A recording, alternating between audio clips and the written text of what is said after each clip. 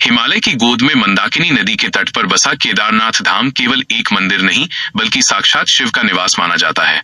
समुद्र तल से 11,755 फीट की ऊंचाई पर स्थित यह स्थान जितना दुर्गम है, उतना ही दिव्य भी।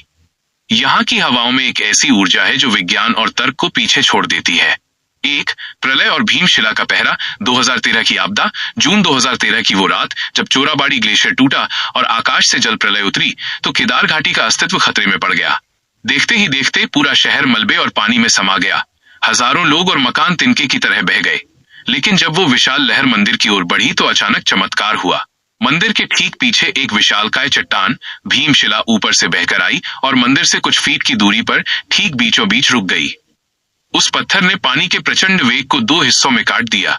मंदिर के चारों ओर तबाही मची थी, लेकिन मुख्य गर्भगृह और बाबा केदार का विग्रह पूरी तरह सुरक्षित रहा। आज भी भक्त इस शिला की पूजा करते हैं और इसे महादेव का सुरक्षा कवच मानते हैं। 200-400 वर्षों का हिमयुग और मंदिर की दृढ़ता।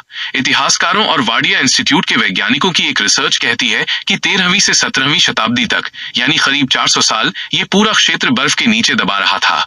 लिटिल आइस एज के दौरान मंदिर ग्लेशियर के अंदर था। जब बर्फ पिघली तो मंदिर के पत्थरों पर रगड़ के निशान मिले जो बर्फ की हलचल से बने थे। आश्चर्य की बात यह है कि बिना किसी आधुनिक केमिकल या सुरक्षा के ये ढांचा 400 साल तक बर्फ का भारी दबाव सहने के बाद भी नहीं रहा। ये प्राचीन भारतीय इंजीनियरिंग का वो नमूना है जिसे आज के इंजीनियर्स भी सलाम करते हैं। 3, पांडवों की खोज और महादेव का वैराग्य। पौराणिक कथाओं के अनुसार महाभारत के युद्ध के बाद पांडव अपने ही भाइयों की हत्या के पाप से मुक्ति चाहते थे। वे भगवान शिव को ढूंढते हुए हिमालय पहुंचे। शिवजी पांडवों से नाराज थे और उनसे मिलना नहीं चाहते थे, इसलिए उन्होंने एक बैल नंदी का रूप धारण कर लिया और पशुओं के झुंड में छिप गए। जब भीम ने उन्हें पहचान लिया तो शिवजी धरती में समाने लगे। भीम ने तेजी से बैल की पीठ का हिस्सा पकड़ लिया। वह पीठ का हिस्सा आज भी केदारनाथ में एक कुबड़ के रूप में पूजनीय है। माना जाता है कि शिव के शरीर के अन्य हिस्से पंच केदारों के रूप में उत्तराखंड की अलग अलग पहाड़ियों पर प्रकट हुए। 4, वास्तुकला का रहस्य। बिना सीमेंट का मंदिर। केदारनाथ मंदिर को बनाने में जिन पत्थरों का उपयोग हुआ है वे भूरे रंग के बहुत ही मजबूत और भारी पत्थर हैं।